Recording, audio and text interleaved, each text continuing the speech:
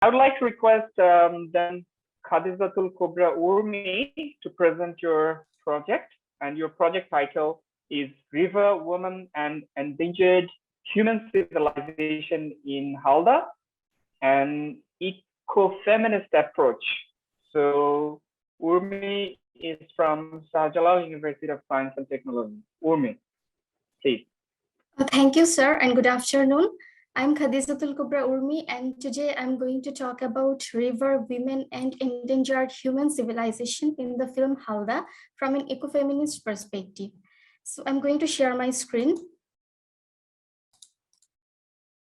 Can you see the screen? Yeah, now we can see your screen. Okay, thank you.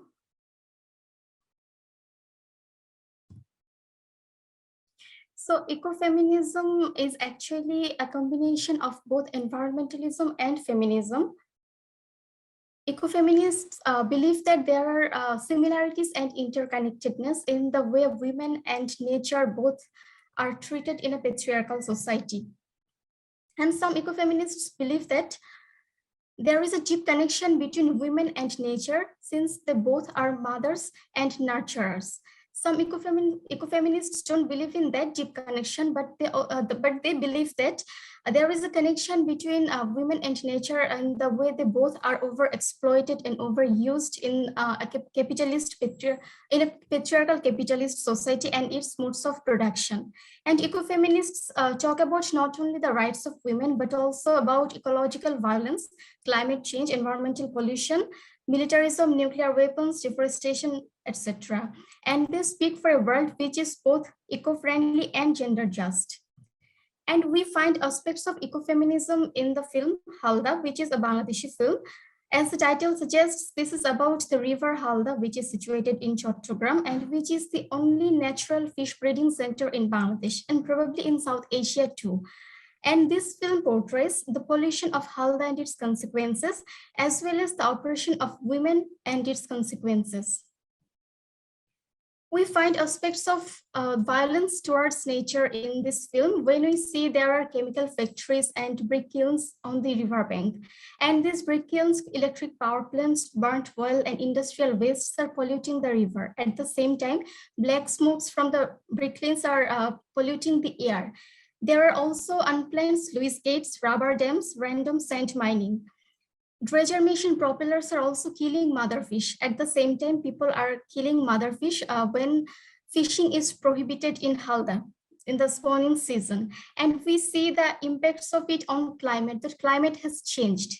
It's no cool in winter, no storm in monsoon. And without heavy rainfall, the fish will not lay eggs.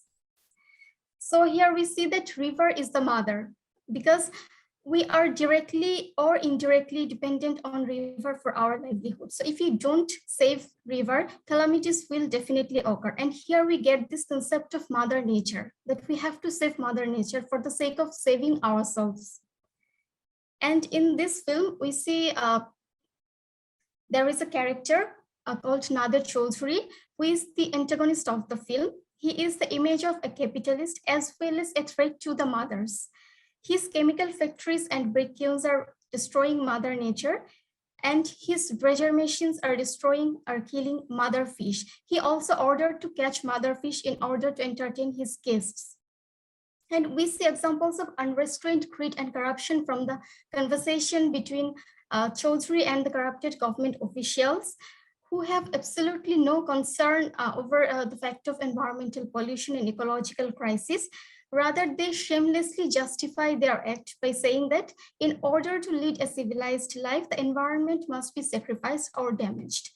Though in this film, there is a poetic battle where it has been stated that progress is possible without destroying river and environment, because if you keep torturing on the river, calamities will definitely occur. Humankind will be the sufferers. And in this film, oppression of women runs parallel to the oppression of nature. The protagonist of the film is Hashu, who loves Bodhi, a simpleton, but Hashu was bound to marry Nader Chaudhary because Chaudhary offered to pay her father's debts. So she was without a choice. And Chaudhary has already a wife who has been married to him for 17 years, but who is sterile. And she was not happy with her husband's second marriage, but she didn't have a choice to. So here we see the presentation of women in a patriarchal society who are without a choice and without a voice.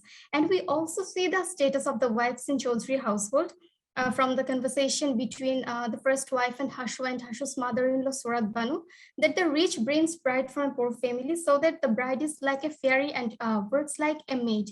This also indicates how women's work in the household are not counted as work, how this also indicates their unpaid labor. And this conversation between Hashu and Surat Banu also reveals that Chaudharis are used to beating their wives. This is the rule here. Wives are beaten even for small faults. We see Hashu get beaten by Chaudhary. And we also see the aspect of the namelessness of women, that after marriage in a patriarchal household, the women are stripped of their names. Nobody calls Surat Banu by her name after her marriage. And even we don't know the name of the first wife. Her name has never been mentioned in the movie. And we see Hashu was having nightmares on his wedding night that his father was killing a mother fish. This also foreshadows that her motherhood will be endangered in this house. And when she conceived, the life of her baby was really in danger. Ecofeminism demonstrates how women protested against the oppression of women and oppression of nature. In the film, we see there is a Halda Protection Committee whose members are urging to stop the pollution and to save the river. But it's Hashu, the woman, who is actually speaking for both women and environment. She refused to cut the motherfish because killing a motherfish from Halda is a sin.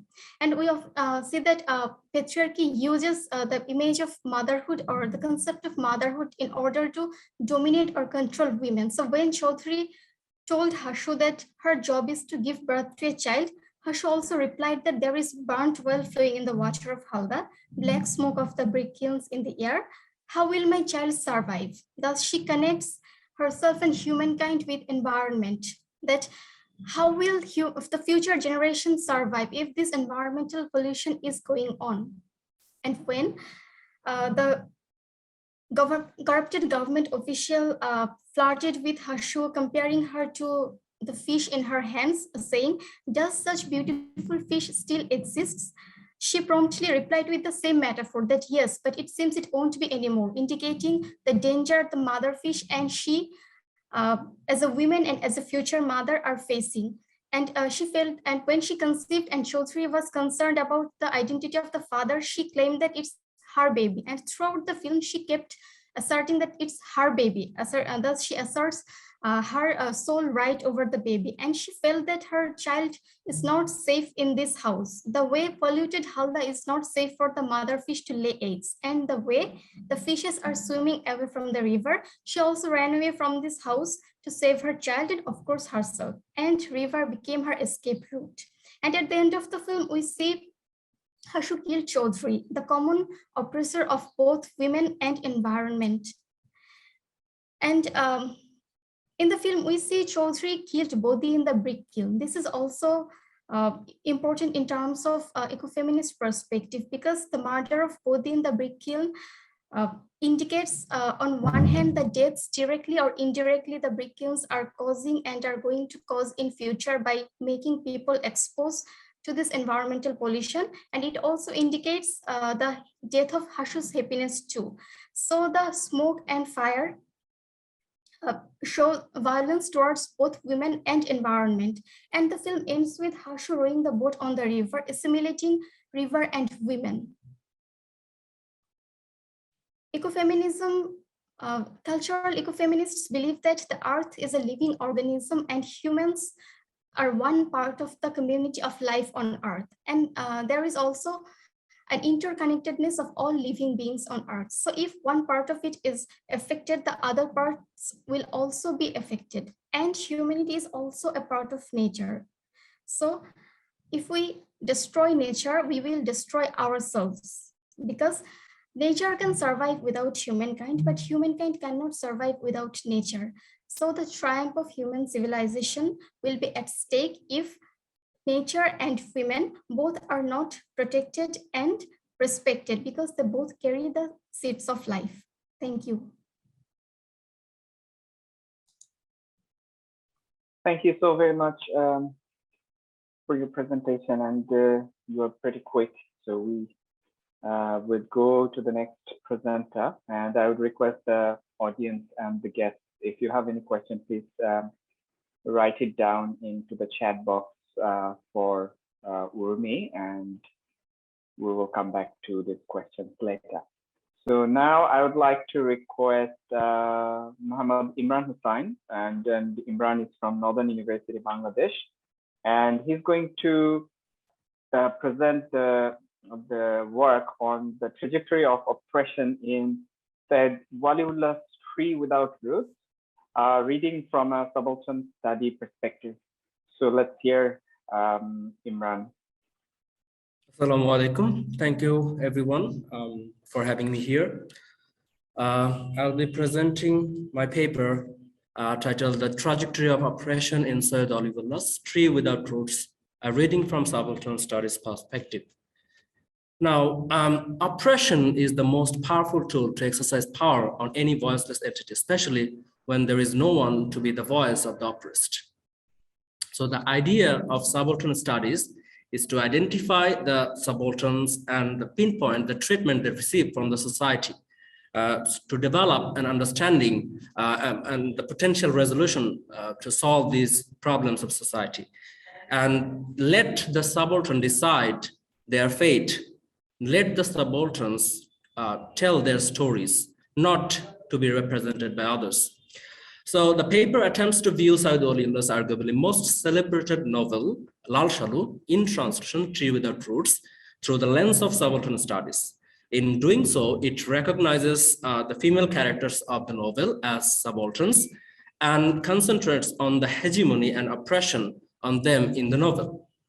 Not to mention the result of the little unsuccessful rebellion of one of the characters, Jamila. So the paper analyzes the issues related to the society and the core problems associated with the invisible oppression and visible oppression towards the females.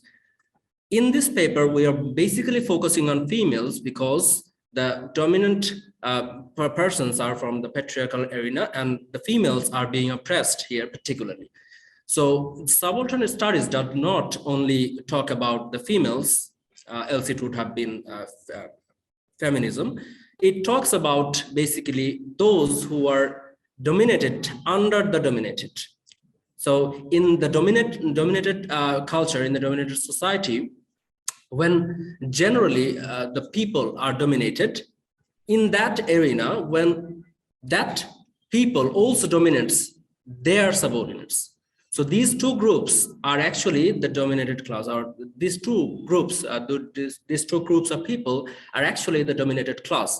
But what happens here, the upper class remains silent or remains absent here. When they are in the house, they're in the house or they're in the group, then some of them have the power to dominate their subordinates. So that is what's happening here in this particular novel. So in the realm of worldwide literary treasure, Bangla literature could not contribute substantially due to, of course, the lack of translation. So the outer world is deprived of the ingenuity of the Bengali culture and the social values, customs, and all. So these literary gems of Bangla literature and language are being not reaching to the outer audience, to the world. Sayyid Waliullah, a notable Bangla novelist, dramatist, and short story writer, exceeded this imperceptible linguistic barrier, and he wrote Lal Shalu. Later, he thought to translate it, and finally, he named this new translation Tree Without Roots. So we are basically in this study, we focused on both the Bangla text and the English text. There are some differences in the narration. So we use both of the sources so that we can have an authentic view of what he meant and what he tried to present. So the objectives of this study is to find out the voiceless entity in the text, to recognize the oppression they're victim of, to demonstrate the binary relation between the dominant culture and the subordinate class, not particularly economic. The point of a hegemonic control, to trace the impact of subordination and the individual psyche of the society. And to propose a possible resolution.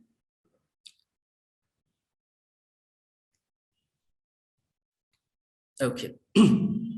So the idea of subaltern study is to find out the oppression. Now, the oppression can happen in anywhere in the society. In post-colonial studies, this particular theory, subaltern studies, has got a specific focus to the oppressed who are hegemonic oppressed. So they are marginalized, not just the oppressed, because we use oppressed when we talk about Marxism, because here comes the question of economic ability, economic class discrimination. But when we talk about subalternization, subaltern concept, we do not only talk about the oppressed, we talk about hegemonic oppressed. Now, what is hegemony? Hegemony is the tool that helps the dominant society or dominant entity to make the dominated feel that this is their fate, this is what they need to let go, this is what they need to accept. So when they themselves feel that we're not being oppressed, and the idea that we're being oppressed is not in their mind, then they feel that, well, this is our fate, and this is what is natural, this is what is usual. And that is the very concept that Antonio Gramsci, in his writing, brought about while he was in the prison, and he wrote in his prison notebook about this concept that the people, they do not want any trouble, so they do not want to respond to any oppression that they receive. So what happens when they receive oppression? They think this is their fate, and they think that they have nothing to do. They do not have the capability to revolt against it, to talk about it, to talk against it. Think of the history of Indian subcontinent. In Indian subcontinent, the history was written by the Europeans. So the original history, what happened here, was not written by the natives. So when the Europeans wrote the history of Indian subcontinent, they wrote what they believed and what they thought. They wrote what went to their side, went to their psyche, went to their positive arena. But they deprived the voice of the natives.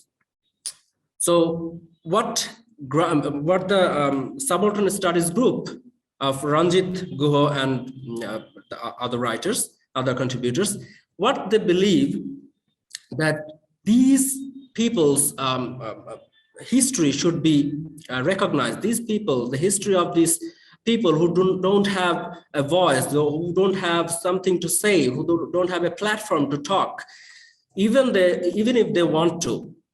So their narratives should be presented, not that what they say and we translate it and we make it ours. So the Europeans, they made it their own, and that is why the history that we see today, that we get today, is very much different from the European history. So the same thing happened in Sayyid Waliullah's The Tree Without Roots. If you consider the text, the people, the society is of uneducated people, and in this society, even if we're of higher class, they are also dominated by the preacher of religion. We see the central character Majid here in this text. So he talks about religion. He shows fear of religion to the people, uneducated people of the society.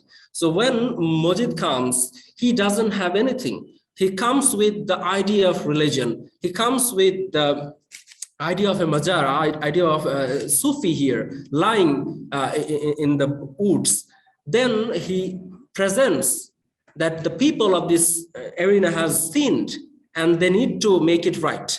So they come up with he come up with domination of religion. He shows them that this is what you need to do, this is what you need to do. So the general people, including the farmers of the arena, those who do not have even the landowners, so they fall victim to his sweet talks and the fear. So they get hegemonized by the sweet talks and religious talks of Mazid. So these people are generally dominated by Mazid with the apparatus of religion. But what we need to focus on here is the women characters in the text, like Jamila, like Amina, and these women characters. So these women characters are actually being dominated by the male members of the society, not by Majid particularly. Majid is the central dominator, but under Majid's domination, there are subordinate who are the general people of the society. And when we consider the general people, we go for the general people, male and female. So the male members of the society, they are dominating the female members of the society as well. So when Mojid talks about something, when Mojid asks for a summon, then general people of the society, the farmers, the male members, they come and then they talk, then they share thoughts, ask questions, get answered. But the female members of the society, they don't have a say. So they do not talk. They talk through. Can you just wrap your presentation with it, within a minute, because time is over pretty much. Thank you. Yes, thank you. So as I was saying, so they don't have a say. So what happens? They talk through the other members of the family. So they don't have a voice. They cannot send their thoughts to Majid or to the higher dominant portion. So what happens? These particular members of the society, they always feel what is being presented to them through the male members of the society. Now, if we consider the aspects of discussion in this study, the subalterns in the tree without roots are basically the female members of the society, such as Amina, Rahima, then Jamila, Tanu, and Hasuni's mother, who is also called as Kulsum. And there is another character called maternal grandmother. She doesn't have a very strong bond in this study. Then the role of patriarchy in subalternization of women. So the patriarchal system is what taking control of the women and properly achieving the control without oppression is near impossible. So the women in the societies are oppressed, although the subalternity can't be applied just the oppression yet. So the hegemony here plays a vital role, since Gramsci termed the subaltern as hegemony as oppressed. So which means this oppressed community has no complaint towards the dominant power. Rather, the constant oppress is being accepting by the general people. So it is being consented. So when they face any problem, they are termed as problematic, then they feel, well, yes, it is my problems. Maybe I have sinned, as said by Amina. Then treatment of women and used as sex toy. So the patriarchal society the figureheads very often attempt to control women by regarding them as weak and powerless. So they keep them as to maintain their biological needs.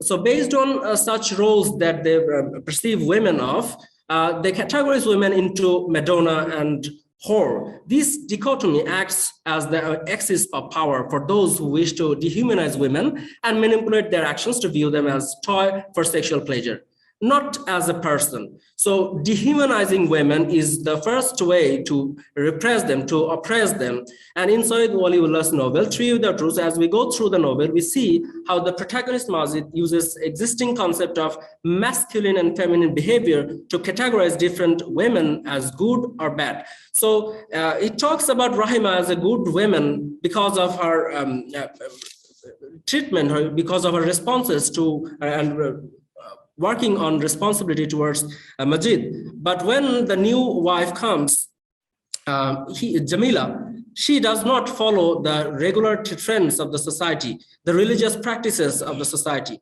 So then he tries to control her and he fails. This failing is also another slap to the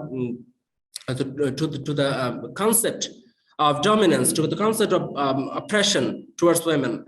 If we see the text, if we read the text, the dominant person in the society, Khalik, is being forced to divorce his wife, and it is because the oppression they received from the subaltern community. Can you please wrap up? Yes, please. So that would be all from my part. So in this text, we see the subaltern entity, they don't have a voice and they try to speak up, and that ends in resolution. They cannot speak up, they don't have a voice. Their voice has been heard by their members, the male members of the society. That would be all. Thank you very much.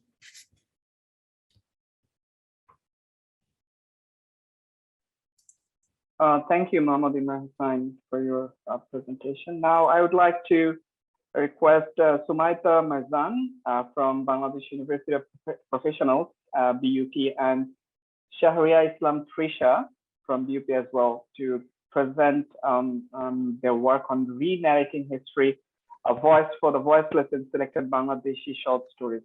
So Sumaita and Shahriya. Thank you so much. Assalamu alaikum, everyone. I am welcoming you all to our paper presentation. This is Sumaita Marzan, lecturer, Department of English, and my co-author in this paper is my colleague, Shahriya Islam Trisha, lecturer, Department of English. And our topic, as Sir mentioned, re-narrating history, a voice for the voiceless in selected Bangladeshi short stories. So I would like to give the floor to my colleague to start the presentation with the introduction. Thank you, Sumaita. So the history of Bangladesh is the history of struggle to find a voice, a space where Bengali nationality and nationalism can flourish.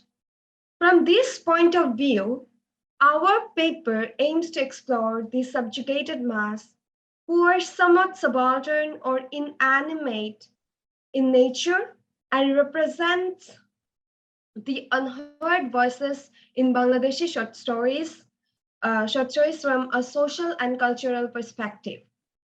The stories corresponding to the three gravitational moments of history in our country, which are 1947, 1952, and 1971, has been selected, and these stories are Ekti Tulsi Gacher Kahini by Sayyid Waliullah, Ekusher Golpo by Johir Rayhan, and Kalimuddi Dafaddar by Abu Jafar Shamsuddin. Now, moving on to the literature review, in our paper, we have found that unfortunately, there is a lack of literature in academic arena regarding these texts.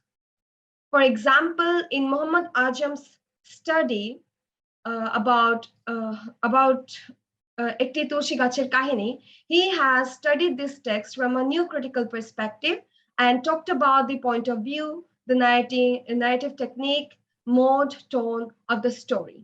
On the other hand, another work on the same text by Zaman talks about its position as a partition literature, how it's connecting to the whole narrative of partition in Bangladeshi stories and other novels. So in here also, it's not that much focused. On the other hand, Rifat Tanjim Chetona's work on Johir Raihan and Johir Raihan has focused on the text and summarized its point of view from our social and cultural perspective. Unfortunately, on Kalibanti Dafadar, we haven't found that many work that can be used in academic field or academic studies. So from this point on, we can see that there is a substantial gap in literature in terms of representing the text in the academic field, causing a sort of epistemic violence in terms of Spivak. And this is where we had gotten the idea that maybe we can bring this text in academic field and study how the voices which are not normally and ordinarily represented in academic field can be studied, and how these voices have been represented in this text, and do a sort of comparative study in the end. With this view, we have worked on our paper, and I would like to give the floor back to Sumaita Marzan so she can talk on the rest of the paper. Thank you.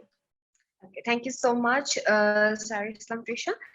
So now I will talk about the framework, the theories we have incorporated while creating this paper. First of all, we took the idea of subaltern from Antonio Gramsci, and then we looked into Gayatri Chakraborty Spivak's Can the Subaltern Speak, to actually explore the idea of the voiceless and relate that idea of the subaltern or the other or the subjugated mass, and how their voices can be explored through the short stories of Bangladeshi writers. And we have identified characters or objects or inanimate entities which screams out the unheard part of the reality of the society. That is unheard, and that these stories have tried to raise voices. And we want to focus on the subaltern voices of these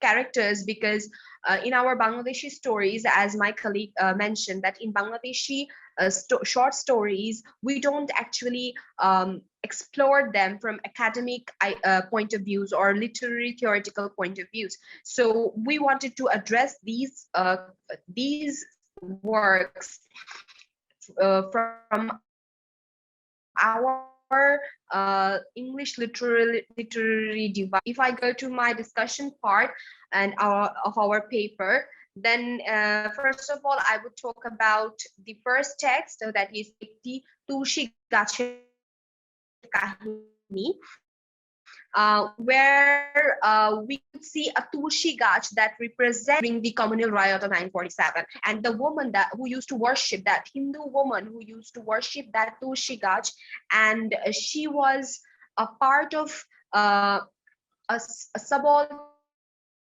part of that communal riot, who was a common human being.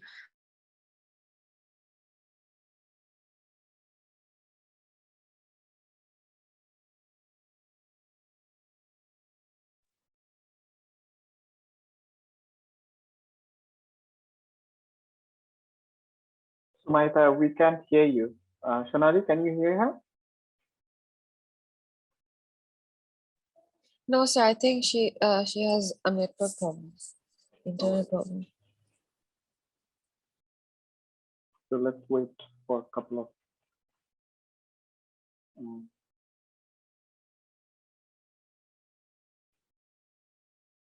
Shahria, are you available? Yes. Hello, I'm extremely sorry. Oh, okay, we're back. Hello, I'm so sorry. The internet was. No, okay, that's fine. Go ahead. Okay, so I was talking about the Ekti Tulsi Gacher Kahini, where this there was this Hindu woman who used to worship this Tulsi Gach, and when a group of people who came to that abandoned house where this Hindu family used to live, they saw that Tulsi Gach, and they could understand the feeling of that Hindu woman who used to be a part of this country, but couldn't be a part of this country because of this communal riot. She was a very simple woman who was part of this society, but she didn't have any political ideology. Just she was a very common human being living in this country, but she was affected due to the communal riots. So this is her voice through this Tulsi Gach was represented as the voice who couldn't speak, couldn't raise her voice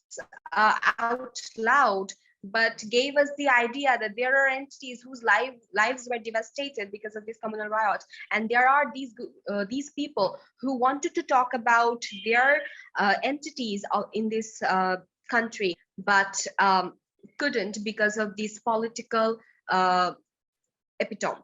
Okay, so then we discuss about the character Topu, or the skeleton of Topu from Ekusher Golpo, where the reader could actually see that there is a skeleton of a person who was martyred during the language movement, and this skeleton is representing the people who actually gave us the idea that these people are not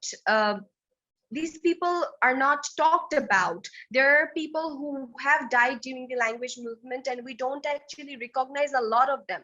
We only maybe talk about Rofik Shofik Barkot and a few others, but there are actually families that got destroyed for people going to who went to protest against the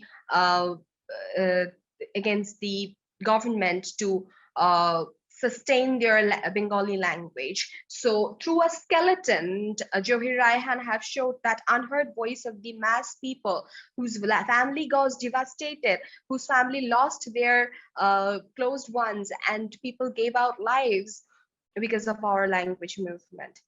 And last but not least, we talked about the text Kolimuti Dofadar, where the title character preached the lower class people who served the government during 1971. They were Bangladeshis, but they were government officers or people who were serving the government of the country. So by default, they had to serve the Pakistani military, but by heart, they were Bangladeshis. So these people like Kalimati Dafardar, they have showed that that there are people who could have been termed as Rajakars, or could have been termed as who are not verified as freedom fighters in pen and paper, but has equal amount of contribution, like Kalimoti Dafadar, who helped the freedom fighters for the sake of this country and remained unsung.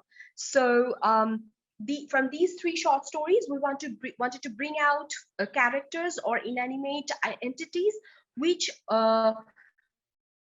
were not very discussed in our reality, in our real life stories, but these are the entities which were in the background, which were in the floor fighting or having an entity in the perspectives. So with that, I would like to conclude that in our academics, we could actually go through our Bangladeshi short stories and explore the literary ideas from our theoretical perspectives. And I think these small short stories that we have in our Bengali literature, we could actually explore them through from theories like subaltern, from Gramsci and Spivak and others. So with that, I would like to thank you all, and thank you so much for giving us the floor. Assalamu alaikum.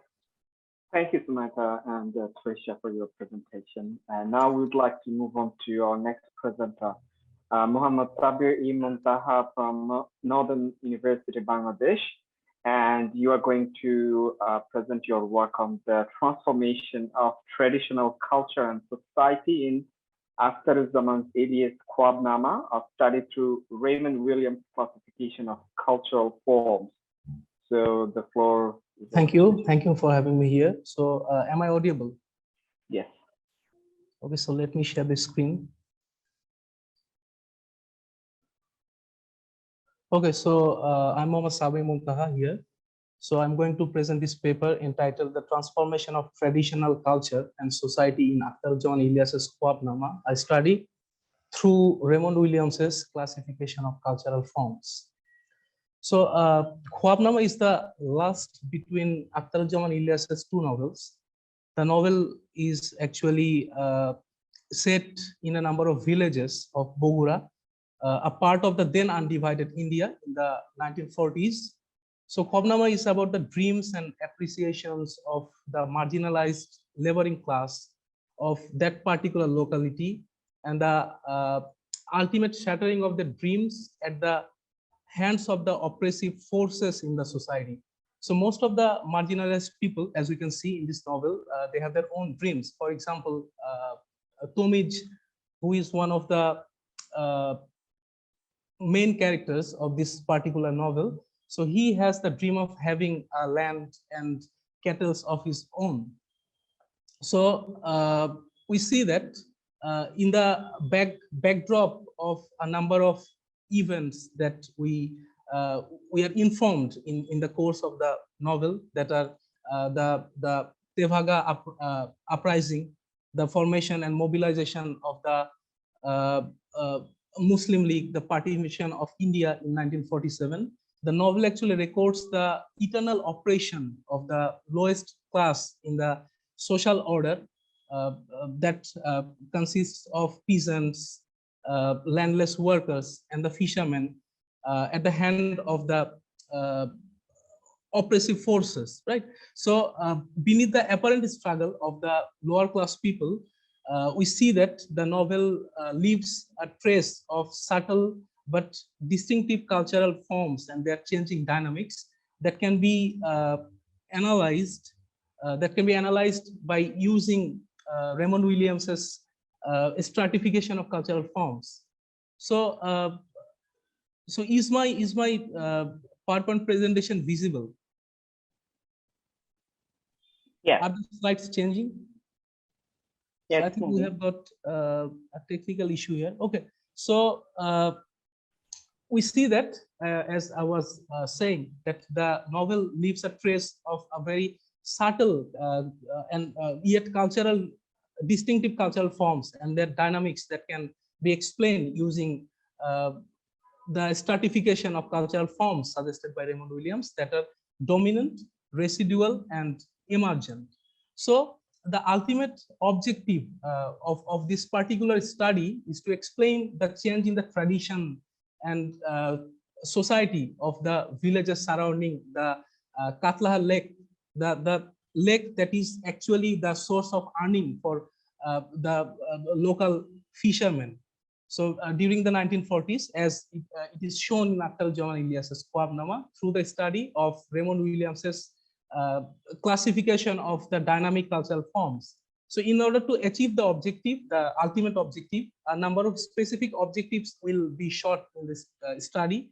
So there, to identify the residual cultural elements, what are the residual cultural elements that we find in this novel?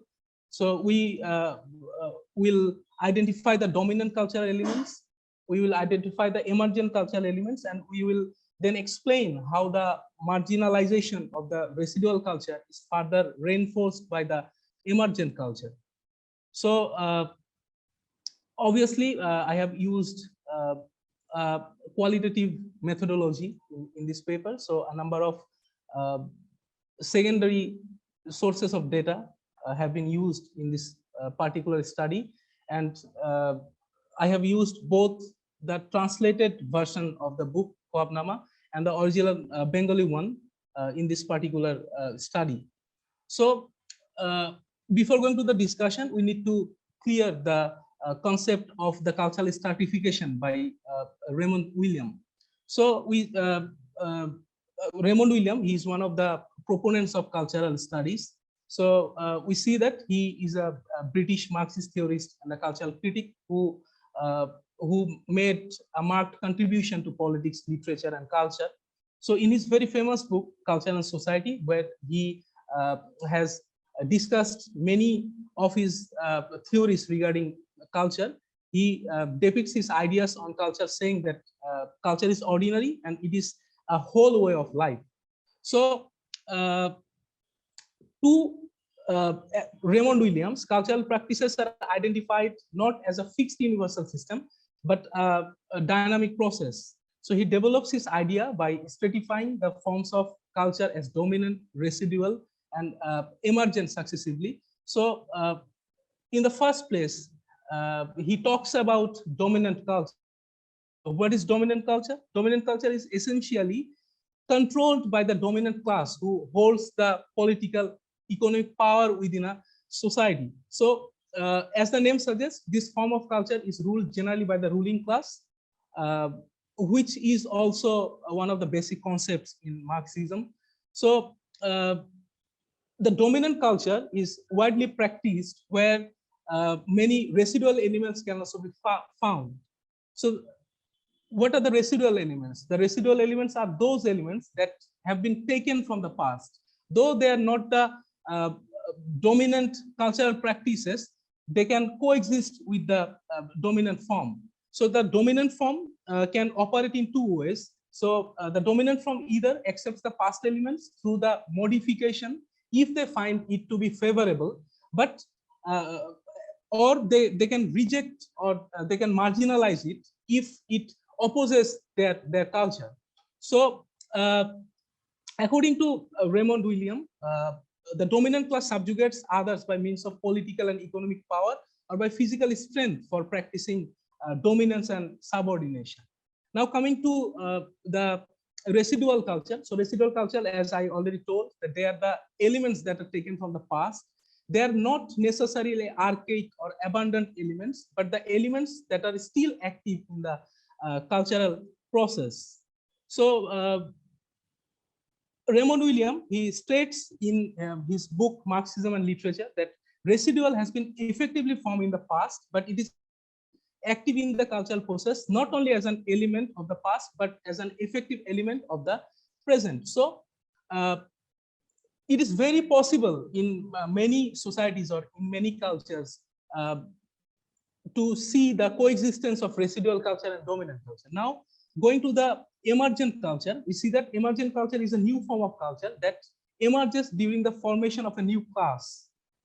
So these are the three cultural forms that Raymond Williams talks about. So he thinks that a culture is never static, it is dynamic, and it is actually dynamics of changes between these three forms that he has described. So now, if we want to apply this theoretical framework on Khwab-nama, we see that the marginalized people in Khwab-nama, that comprises the fishermen community, the landless laboring class, so they are marginalized, and they are the people who actually practice the residual cultural elements. So from the very outset of the novel, it is evident that people of these marginalized people or working class people, irrespective of their religious belief, so they believe in the indigenous folk culture, including ancient sayings, proverbs, myth, superstitions. So we can get a number of examples. For example, one of the major characters, Tomija's father, he believes that the ghost of Munshi Barkatullah, he rules over the Katlaha lake at midnight. And at the center of their residual culture, we see the representation of the book Khwab-nama, the book that is used in interpreting the dreams of the local people. We see that the book has also been given much importance, especially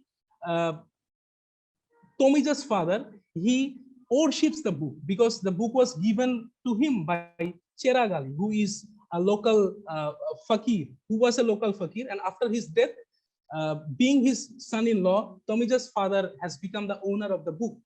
So we see the representation of Marifat Sufi tradition that has also been shown to be a residual cultural element, as it has been set against the Shariat Islam, on which the idea of Pakistan is later premised.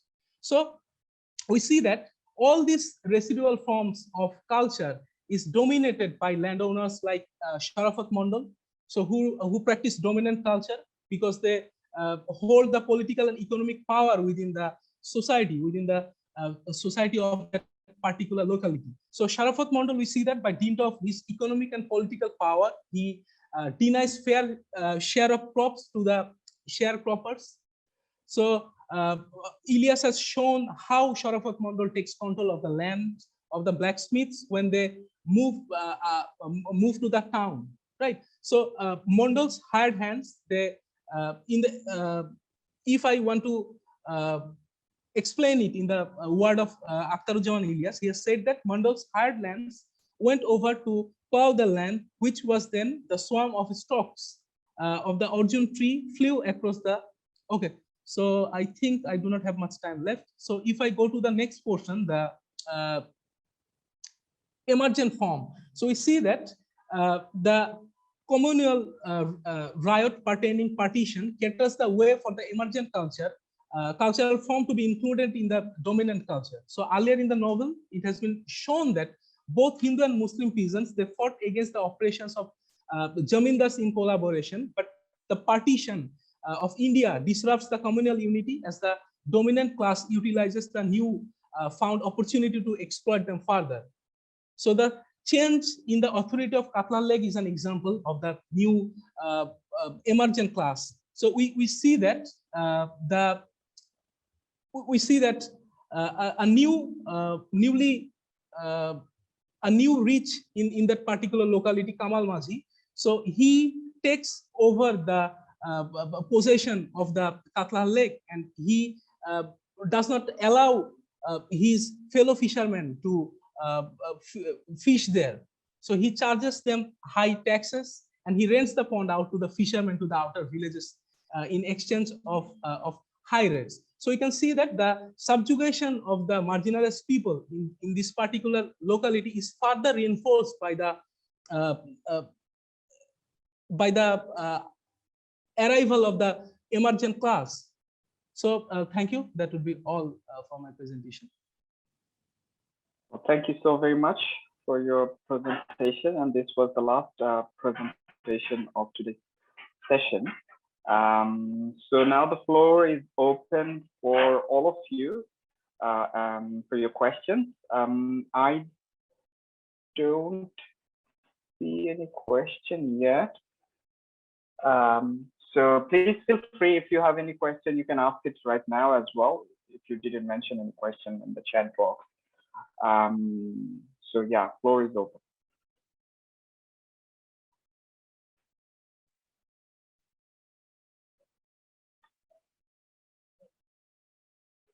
Sonali, do you have any question collected from anyone else? No, sir, no one actually gave any questions in the chat box. All right. So when the guests are actually producing their questions, I have one or two very little observations, and I would like to share these observations with all of you, if you may allow me to do so. So I really like the way actually you portrayed and you contextualized the idea of subalternity and the oppression in your text.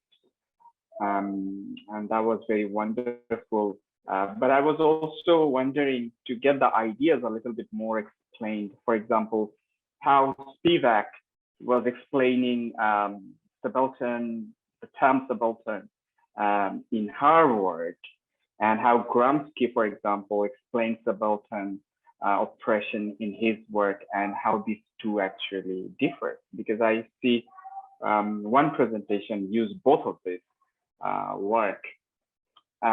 So that would be great if we could, that could be great if we could have a sense of the original work and then how that work translates into our cultural and local work. So that's one thing. And one particular observation for me was coming from this presentation. Just let me find it. Mohammed Imran Hassan's presentation, and you actually brilliantly brought the idea about this subalternity, and I had a sense that you were also talking about the temporality of the subalternity and the multiple layers of subalternity, because this is one group is not only subaltern. Sometimes one subaltern group can be the dominator also, if I'm not mistaken. So who is the subaltern? Exactly. Sometimes can be the dominator to another group of making another group of subalterns. Exactly. Yeah, and in my PhD thesis, I brought the same idea that the idea of subalternity is a condition, and it's not a fixed condition. It changes all the time. It's very fluid. So that's wonderfully done. I'm not from English department, and but I worked with the post-colonial ideas. So basically the Spivak and Chatterjee, Parth Chatterjee, and Ranjit Guha, and Deepesh Chakraborty, and all these guys. Also Homi Bhabha. So I know a little bit about all the subaltern ideas. Anyway, I guess we have a question from Pooja, and you have written that I have a question for the last presenter. The novel mentions Kwabgar. Sorry, I don't exactly recall now the name of the village. Kwabnama, exactly. I was wondering if there is a special significance to this name. Arundhati Roy's use of Kwabga came to me a non-normative way. So yeah, question is for the last presenter. Okay, so, thank you for the question. So the name of the village is Nildanga Giri. So Kwabgar is actually a place where they go, they dream, right? So the name of this novel, Kwabnama, is representative of the dreams of this of the people of this particular locality, right? So the book is actually a part of the residual cultural element. So they always dream. They these elements in their culture, the Kwabnama, actually give them the encouragement to move forward in this suppressed life. So this Kwabghor actually represents a residual element in this particular novel. So I think that answers the question. All right, thank you. We have one more question for Sumaita. Do you think the subalterns can be voiced and still be called subalterns? Well, that's an interesting question to Sumaita and Trisha. Can you come again one more time, the question? The question is in the chat box. So yeah, okay. Do you think the subalterns can be voiced and still be called subalterns?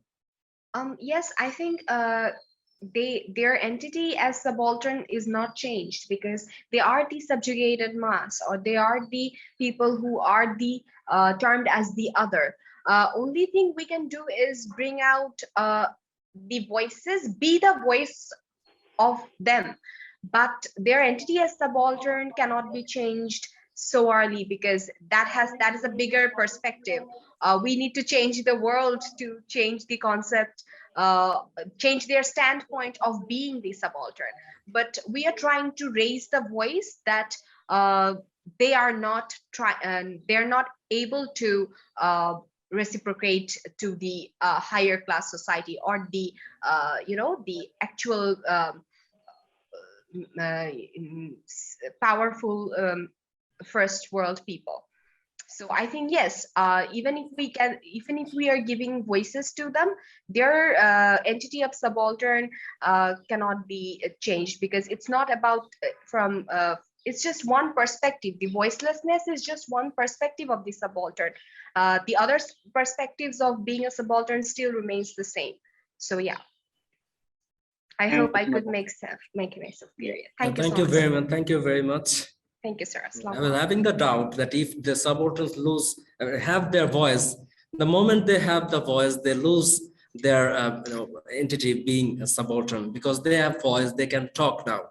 But now we are talking about subalterns because it is the intellectuals'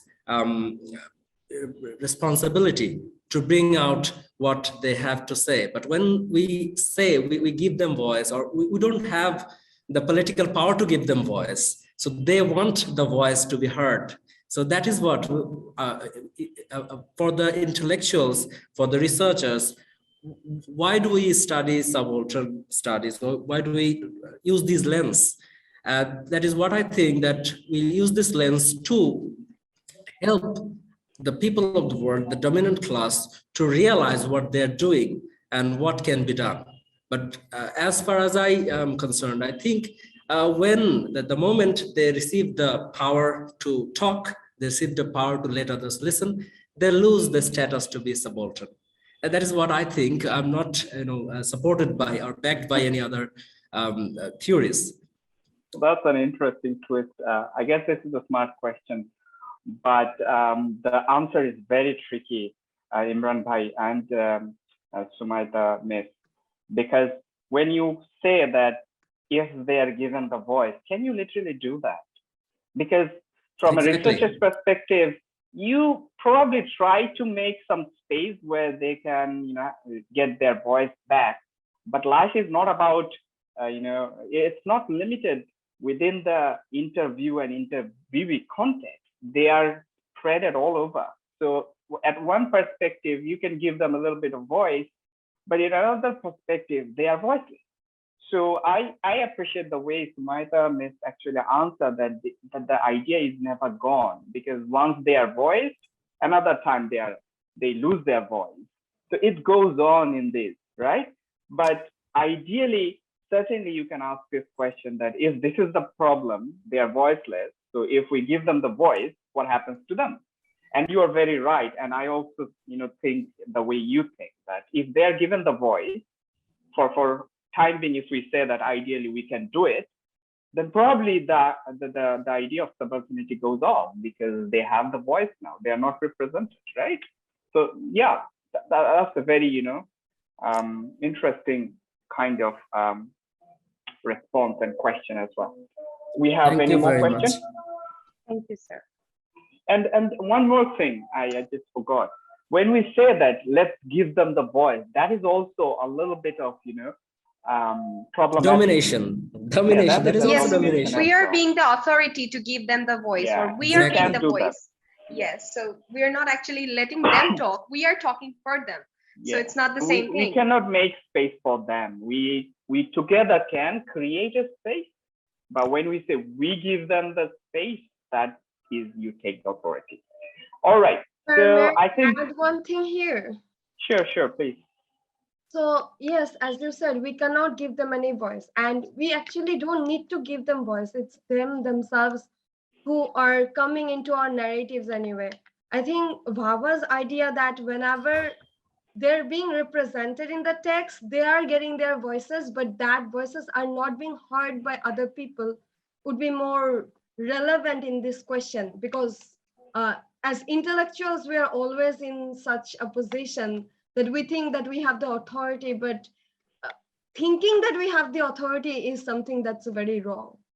So spaces, we don't need to give them the spaces. They're always coming into our spaces. We just can't ignore them, but we're trying to ignore them. And that, I think, should be changed in our academics, that we're trying to ignore these people, but we cannot actually ignore them in our life. So that's why this sort of studies are important.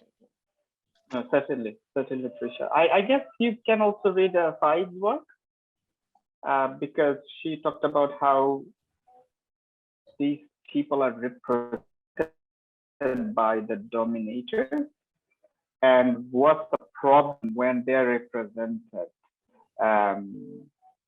So that's another kind of conflict, because they're represented wrongly. Because when they're represented, their real voice is not coming out the way you write history about them. Right. So, but yeah. All right. So I can go on for another 2-3 more minutes if you have the patience and you want to ask the question. I'm loving the discussion, since this is the point, I guess. Time is completely over. Yeah. So you have more questions, then I will go on another 4 or 5 minutes. Otherwise, I will try to conclude. If you have any specific questions. I don't have any question, but I'm happy to have such a discussion with you good people. And thank you, Samita ma'am and Shahri Trisha, to come up with the ideas. I think when we share ideas, that is the whole point of these conferences. Yes, certainly, Imran Bhai. But Thank you so much, sir. As a chair, I'll have to be cautious about the time as well. Of course, of course. Sorry Thank for you. that. Sorry And for that. I'm extremely sorry. I did not actually see the chat box that time. That's all right. That's all right. We can always come back and do this discussion as a form of seminar or workshop. So we're happy to join. Yeah. So all right. I will try to end the session. So thank you so very much, everyone, specifically the presenters, for letting us know your work. That was fabulous. I would like to thank the guests as well, and also the volunteer today, and the IT team who helped to run this session smoothly. I wish you all the very best for your forthcoming work. Please stay safe. Goodbye. Thank you, sir. Goodbye, sir. Thank you, Goodbye, sir. Thank you.